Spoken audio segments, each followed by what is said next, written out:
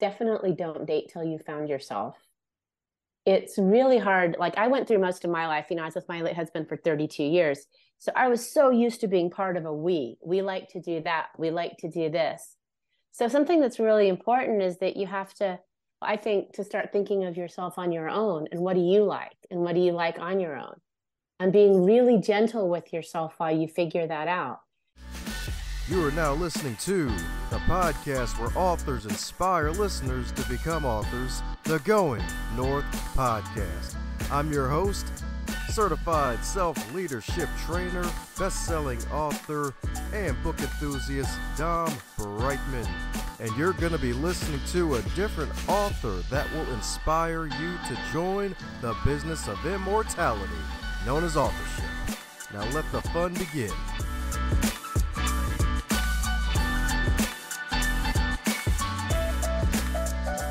Today's episode is sponsored by the Going North Podcast.com shop. Head over to that wonderful website to pick up some merchandise. We got shirts, hoodies, mugs, t-shirts, flags, notebooks, journals, just about almost everything under the sun, even stickers and buttons indeed for your lanyards and for your decorations as well. And we got multiple designs, advance others to advance yourself. We got the GoingNorthPodcast.com logo as well as outread your competition to outlead your competition. And we even got bags too, so check out the wonderful podcast merch shop and be on the lookout for sales. They got wonderful 35% off sales spread out throughout every single month, so that way you can save even more money, so you can get more bang for your buck, so you can bang out your goals through the inspiration you're going to get today on this podcast. Check it out like a library book, my friends. And today on the Highlight Reel Builder for Authors, known as the Going North Podcast, we got another super special, awesome human for you today, courtesy of the site you know you love to love or love to hate. But then again, I haven't found anyone who hates the site yet. Podmatch.com, that's right indeed. The wonderful site where podcast guests get to connect with podcast hosts. And if they're cool, they're in. And today's guest is cooler than two cucumbers indeed. That's right indeed, because today's guest is one heck of a wonderful lady, because she's overcome a lot, y'all. That's right indeed. She's overcome a lot. She's a fellow introvert, and she's also been through the sad widow phase of life, but she was able to turn her pain into power and become a wonderful published author and join the business of immortality. So let's give it up for the DW herself, the delightful and wonderful, the one and only Debbie Weiss. How you doing today, Debbie? I'm doing great, Dom. Thank you for that amazing introduction. That was cool. There we go. Probably so cool. It's with a K. Although, then again, that's probably not as cool as three cucumbers. Can't take the C out of cool. That means no cucumbers. That means the coolness meter just goes back down to one, and there's no meter. It's just okay. Oh man, well, the rabbit holes have already started, as you could tell. So my guess before another one appears, as you know, with all introductions are not allowed to be 117 days long, and I probably only covered 17 seconds of the 117 days. So mine filling in the folks living under 2000 rocks, who is the fabulous Debbie Weiss, and how she got to where she is today. Oh, thank you. Well, let's see. I married my high school sweetheart. I knew him since I was 7 years old. We were happy together. He went to UC Berkeley and became an engineer, and I went to UC Davis and became a lawyer. And we just went on in our lives until he was diagnosed with cancer in 2009. And we led pretty isolated lives. We didn't have a lot of friends. We were introverts. We just hung out together. So when he died in 2013, I was really lost. Being a widow was strange. It was surreal. Trying to create a new life was really hard. And so I wrote about it. Writing had always been a passion. I went back and did writing classes. I got an MFA, Master's of Fine Arts in Writing, when I was 56. And my book came out last September, and it's called Available As Is, A Midlife Widow's Search for Love. That's right indeed. Book boomer swag, a good old COVID book baby. You love to see it. That's right indeed. You're right. You're right. I was getting my master's when COVID hit. Yeah, that was my final semester. Yep. It all changed. So I'm talking about fine arts indeed. That's right indeed. Where I hear the gold is extra pure indeed. So my goodness. So what led you to run away from being a lawyer to getting your master's of fine arts? Well, I quit practicing law when I was 40. I did it for about 11 years. I got out of law school real young. I was 20, I think 24 when I graduated. It seemed like a good kind of job. It was 1988. Being a yuppie was very in then. People hadn't discovered that they should enjoy life. We were in the phase where people accumulated things. So that's, they bought houses. They, kind of had traditional kinds of lives. So I did that. And I really didn't like being in an adversarial environment. People say, "Why did you quit?" I said, I just got sick of a job when people were mean to me all day. And Mm, I didn't like the sexism. It was a time when, oh gosh, being a woman meant kind of doing it all. And my firm didn't seem to think a lot of us were real bright or should have our voices heard, which again was kind of disheartening. So I quit at 40 and didn't do that much, but I'd always loved writing. And when my husband passed, I took some classes before he died, but when he was gone, I back into it really seriously. And that was kind of my passion and something to keep me going. that's what I'm talking about, indeed. And it kind of sucks back then too. It's like being at least in certain fields. It's like, oh yeah, like well, we got these bright, brilliant minds, and it's like, dude, sometimes you just gotta really put the ego aside and be like, hey, listen to the ladies in the room, see what they got to say. So that way it's like, oh, wow, we can actually do this freaking better. It's like we're no longer like trying to walk on ice or slip through ice. We're just trying to really walk on water here, metaphorically. Yes, exactly. Yeah, exactly. I think they were just, I don't know, somewhere they were so uncomfortable with us, which I didn't get because my law school class was 51% women. We'd been around a long time, but somehow the men in my firm seemed very uncomfortable with women lawyers. And it happened, I mean, everywhere. I don't know. Maybe it was me. Wow. Yeah, I get you. I get you indeed. That's right, indeed. Yeah, 'cause probably the whole accusing of being stuck up sort of thing, being an introvert, where it's like we prefer to listen as opposed to running our mouths all day. Right, exactly. Yeah, exactly. And also a lot of the guys were kind of gladiators, like we can win this case. Well, I was in insurance defense. We represented insurance companies. If you're going to court, your client's an insurance company, they will never win. Everybody hates them. And it's not the end of the world, but I was pretty practical. I'd be like, "Hey, we should settle this. We're not going to win." So then, they'd have a jury trial and lose, but nobody listened to me. Yeah, good thing you got out of that area. Yes. I always said I'd go back and do something else with law, but it never happened. So did any of your law expertise and knowledge filter over to the book publishing side of the game where you finally joined the business of immortality? Well, I'd wished it had gone a little better. I wound up with a hybrid publisher. She writes press, which was great. I didn't really get an agent. Now, again, it was during the pandemic. It looked like immortality wasn't going to be happening, but I did get a publisher. The legal expertise helped kind of more with writing in a funny way because I was used to trying to make things palatable to a judge, right? To people who don't have a lot of time to read your stuff and who want it to be digestible. And if as much as you can with an insurance policy entertaining. So I was used to kind of writing in a way to try to bring people in and get them engaged. So I'm talking about indeed, definitely engaged indeed. With all the rings, I imagine, sadly. Let me stop. Yes, indeed. It's actually kind of hilarious because if I'm not mistaken, parts of the book were freaking extra hilarious because the good old one of the running jokes where it's like, oh yeah, there's plenty of fish in the sea. Where it's like, yep, you can jump in the sea, but they're all piranhas. Because if I'm not mistaken, after you finally got a little over your grief to where you felt like comfortable enough for dating, your first date actually was with a guy who wanted to show you his model train set, right? Well, that was my late husband, and that was okay because he was 11 and I was 7. That date was fine. It was after I was widowed and I went on a date, and the guy, my first date after being widowed, he wanted to talk about all of his exes, all of them, starting with the very hot um, augmented blonde who ruined his life.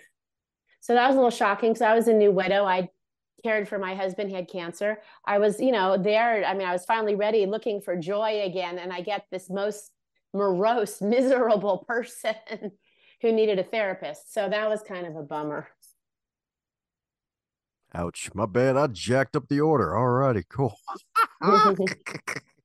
Definitely jacked up the order indeed.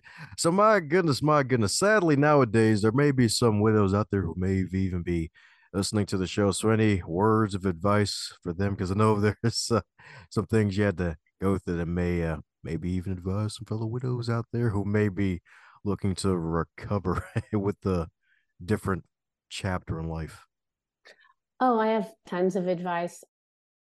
One of my first pieces of advice is definitely don't date till you found yourself. It's really hard. Like I went through most of my life, I was with my late husband for 32 years. So I was so used to being part of a we. We like to do that. We like to do this. So something that's really important is that you have to, I think, to start thinking of yourself on your own and what do you like and what do you like on your own? And being really gentle with yourself while you figure that out. Knowing you're going to be unhappy a lot of the time, but it's also a cool it can lead to a good self-discovery. You can go back and see what are your passions and see who you are, but you have to create a new self to do that. And while you do that, I would say don't date, because there's a lot of negative energy out there. A lot of guys put you down, maybe probably because they're unhappy with themselves. I was surprised kind of how negative the men of my age over 50 were. So I would say the best thing in dating is don't until you found yourself. And as a widow, to just be really gentle with yourself and just figure out who you are on your own without judgment. Yeah, definitely solid advice indeed. And you're so right. It's funny enough, even though she wasn't exactly a widow, she was actually divorced. It's just the fact that she actually rediscovered that she liked grapefruits, the actual citrus fruit grapefruits. And apparently her husband at the time didn't like the smell of them for some reason. So it was like just that one small thing of like, oh, wait, this is me before it became we. That's right, indeed. It's like, hey, rediscovering yourself while rebuilding. Heck, maybe even becoming reborn in a way as a newer, stronger version of yourself. That's right, indeed. That's right, indeed. So, what inspired the title of the book anyway? Available as is, if I'm not mistaken. It is. That's what it's called. It's called Available as Is. And that's because us older single people, I'm not single anymore, but I think older singles are available as is. They have a lot of baggage. I think of it like an older home, right? Like an older house. You buy it as available as is. Maybe there's some cracks in the plaster. Maybe the tile needs some work. Some stuff's outdated. On the other hand, it can be just a beautiful older home that has a lot of style that you don't get in current construction. So that's kind of what I was thinking of, is that us older singles are kind of, available as is. We're not, most people aren't going to change that much. Yeah, it's true. That's right, indeed. Yep, because you can basically teach the old pet new tricks, but hey, those new tricks aren't always in abundance. Right. Exactly. And if somebody is a German Shepherd, they're not going to turn into a cockapoo or a poodle or something. I mean, we're kind of set, That's right, indeed. Where it's like, hey, we got a golden retriever here. Like, it's not retrieving the gold yet. It's like, no, that's not what it's for.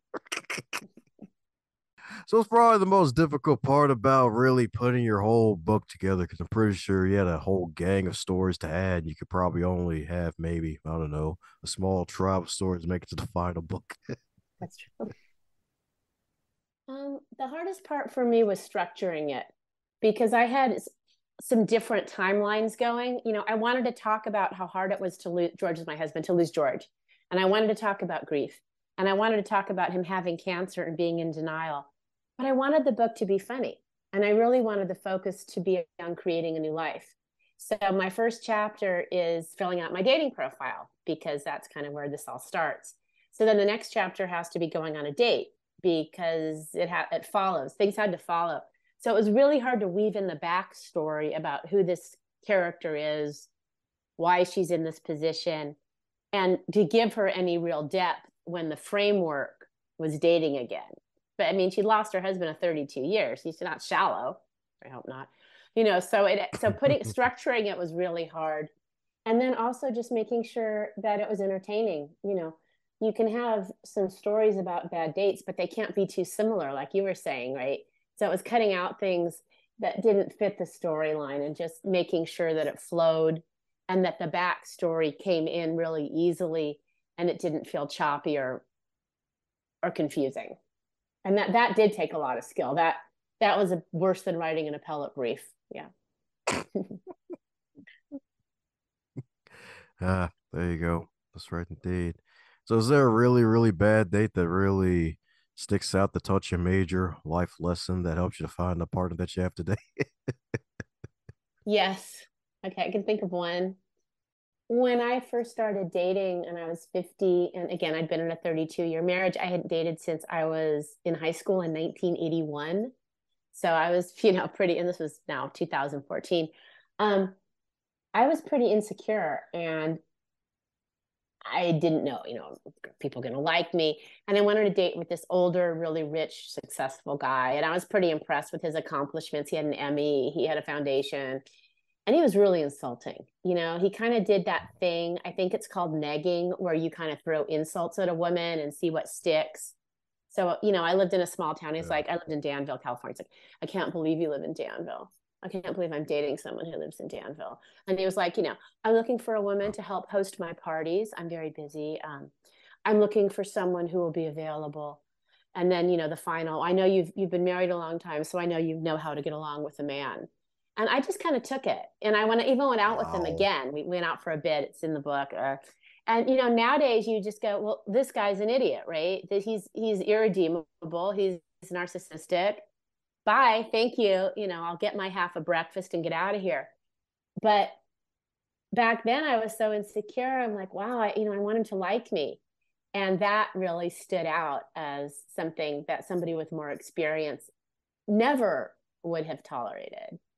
And something I would tell a new widow or person never to do. If it's someone there who's not making you feel good about yourself and they're putting themselves above you, run. There you go. That's right indeed. Just run indeed. You can run for the hills. That's right indeed. Baldwin and Beverly, all the hills. That's right indeed. Especially those with eyes. Just run. That's right. Just run as fast as you can. Oh man. So escaping that idiot and finally finding your partner today. So my goodness, my goodness. So what's been helping you to maintain the partnership after finally making it through the wonderful sea of piranhas? Well, I did find someone. Yeah, it was about 4 or 5 years after I lost George. We've been together, with Randall. We've been together about 5 years now. He was different. He was upbeat. He was positive. He had great manners. He saw a great future. He was chivalrous.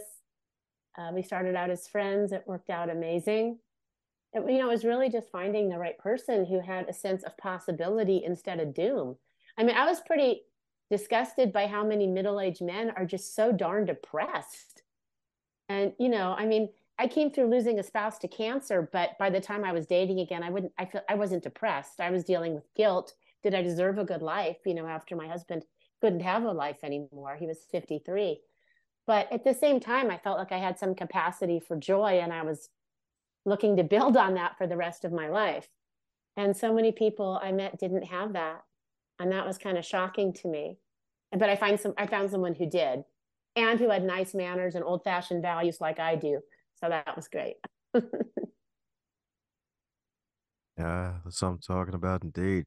So what helps you to keep that positive attitude after all those years? Finally landing After somebody. 5 years. Well, I think we're having fun. I mean, we're getting to know each other. We moved in together a year and a half ago. He hung out with me while I was and was really supportive while I was getting my master's degree. That's a 2-year degree. Um, I think it's that, we're both neat freaks. That helps. We're both pretty organized, me a little more. Um, we Yeah. both want to enjoy ourselves. We're good with chilling. We're both kind of the do less school. My late husband was always doing these he was an engineer, these complicated home theater projects. And we made meals. They were complicated. And Randall and I are just kind of more chill. He surfs. We just kind of, I like to walk. We like to walk. We like to sit in cafes.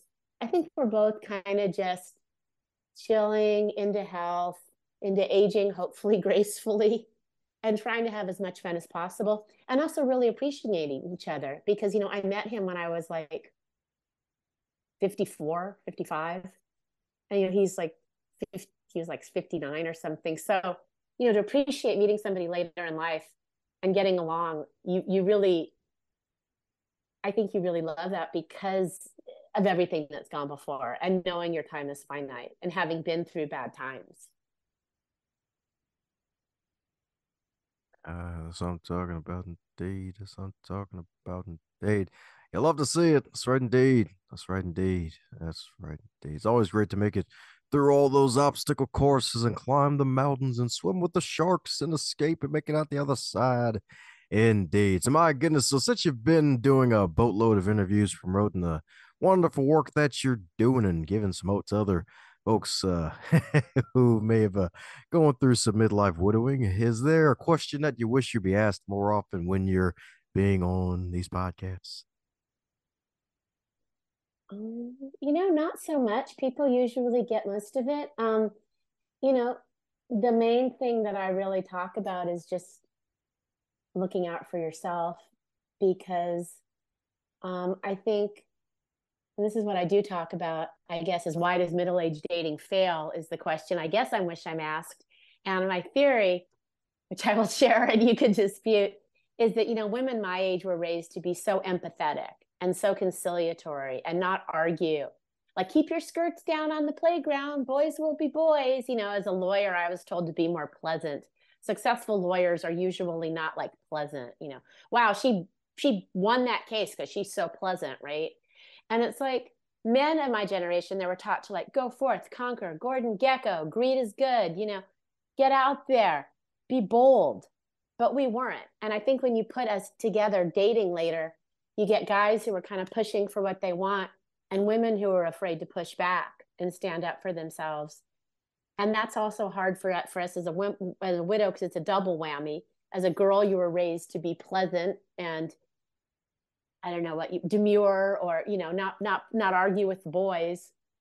And then as a widow, you're not used to being out in the world and having to really stand up for yourself or dating or dealing with all these people. And so, I really just tell widows, stand up for yourself. I mean, really, if some guy's being a jerk, that's not your problem. You don't have to negotiate. If somebody wants to come in after a date, no is a perfectly good answer. You don't need to offer any excuse. No is a sentence. And I'm a nice person, but I just feel that we get so much pressure and being pushed at, like the jerk I meet for coffee who calls that evening and says, hey, we hit it off. Why don't I come over? No. Oh, but no, that's rude.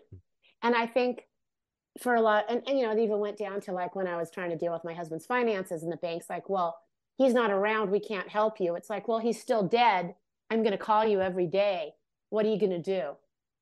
So, these accounts will be in my name. My husband's money will not escheat to the state and die without me. So it's just, I really feel that women in my generation, when we are on our own, death or divorce, kind of have to stand up for yourself. And I don't want to say channel your inner jerk, but channel your inner assertiveness. There you go. That assertiveness, indeed. That's right, indeed. That's right, indeed. Channel your inner warrior goddess swag. That's right, indeed. Yeah. That's right, indeed. That's right, indeed. So, is there anything else you think you would have done differently after the whole widow situation, even though it's probably something you really wouldn't want to go through again in this No, lifetime? Or no, nobody would want to no, go through that. no, I don't. I joked to my current partner, and he doesn't think it's funny when I say this time I go first. But, Oh. yeah, Ooh. not funny.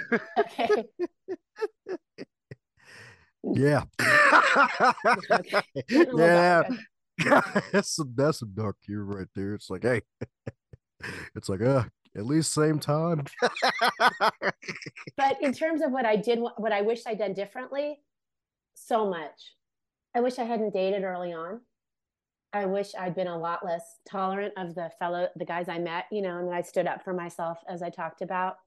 I also wish I'd moved earlier from the house I lived in with my husband because, it was a Mm. lovely little home and I was super grateful to have it. Some widows they can't even afford to stay in their homes, but it was him. It was so much him. And I didn't realize until I left that I was still living a little bit in his shadow with a lot of things that were him, not me. So I wish that I had definitely dated later, put up with less stuff, and moved earlier and traveled a little earlier. I was afraid to travel on my own. So I wish I'd, done a little more on my own. Yeah, that's right indeed. I bet you're getting your frequent flyer miles in now, especially since it's not 2020 anymore. Yeah, that too. That's right indeed. That's right indeed. From turbans all the way to wonderful fezzes, all the way to an alligator head. That's right. So you're gonna get all the freaking flyer miles in. That's right indeed. That's right indeed. Maybe even a penguin suit. That's right indeed. All the traveling. That's right. Might even be full snow woman. That's right indeed.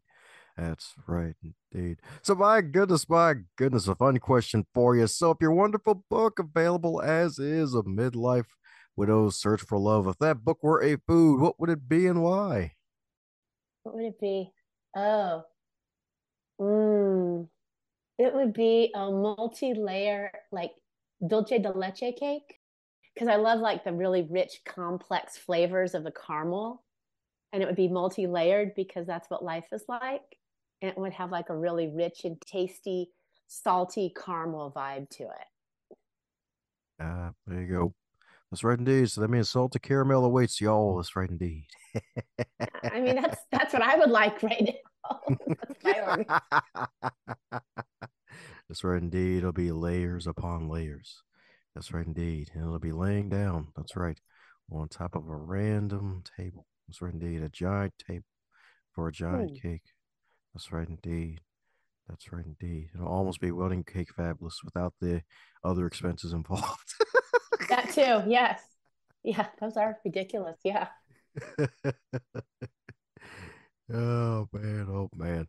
So my goodness, coming down to the magical question that every guest gets to receive. And that is if you're to wake up tomorrow and you're 25 again, but you're still in the current year, what advice would you give to yourself?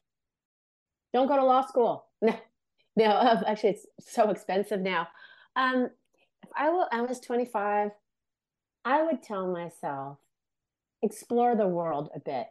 You don't need to graduate from law school, get a job in a suburb 10 minutes from your house, and save up to buy a little suburban place. Explore, venture out, try something new, travel a little. Be so grateful for the security, but move past it. Try something new, venture out, check out the world. Don't go from law school to an insurance defense law firm. There is more to this world. That's right indeed. That's right indeed. That's right indeed. You got that right, folks. That's right indeed. Explore the world, venture out. That's right indeed. Venture out.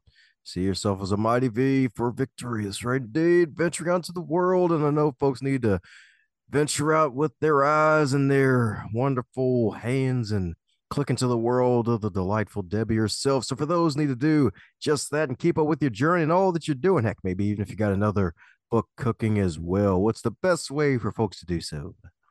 You want to find me? I am on my website's the best way. It's called DebbieWeissAuthor.com. Not real surprising. I'm also on Facebook and Instagram as Debbie Weiss Author. And I'm on TikTok, I think is D Weiss Writer. I'm not good on TikTok, but I'm trying.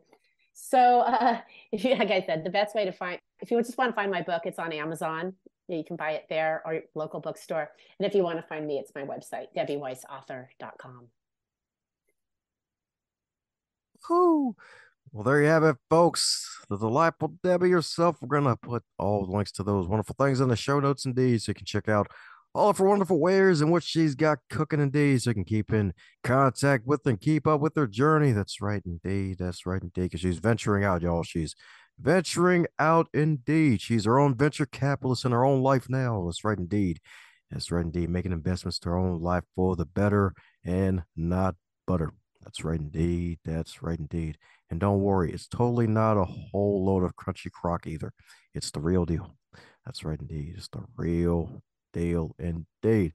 Well, before any more random analogies pop out of my freaking mouth, any parting word before we close up shop? Yeah, sure. For widows, people like me who've lost a spouse, who've had a devastating loss, I, I really want to offer hope that your life can get better again and you can even find a peace again, if not happiness, but that there really is hope. And it just takes a lot of time, probably a lot longer than you think, but that there is hope and that your life can get better again. Please don't give up. If you're hearing this part of the episode, that means you're one cool individual. Thanks a bunch for tuning in, and if you enjoyed what you heard, be sure to share it with at least one other person in your network. Bonus points for 3. And be sure to check out the backlog too while you're at it, because there are hundreds of wonderful episodes to choose from as well.